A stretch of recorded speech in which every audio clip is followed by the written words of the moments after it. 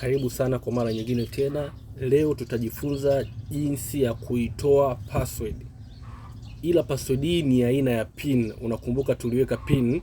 Sasa leo tutajifunza jinsi ya kuitoa. Moja kwa moja unaingia kwenye setting yako ya simu.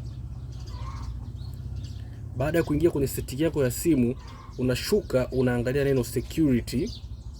Ili hapa unaingia kwenye neno security. Baada ya hapo unapandisha juu, utakuta tuliweka screen lock ya pin. Unabonyeza hapo. Baada ya hapo itakubidi uandike pin yako ya mwanzo. Tunaandika ya kwetu ni 2525. Tunaingia. Sasa hapa utachagua, lakini sisi tunataka tuiondoe kabisa. Ukiweka ya kwanza hakutakuwa na kitu chochote. Ukiweka ya pili utakupo, ili kuitoa lock itabidi uiswipe. Sasa tunabonyeza, alafu tunakubali remove. Tunabonyeza remove. Hapo tutakuwa tumeitoa. Tukirudi mwanzo, tukiweka lock, tukataka kutoa lock yetu, utaswipe tu kawaida. Asanteni sana, usiache kusubscribe hapo chini.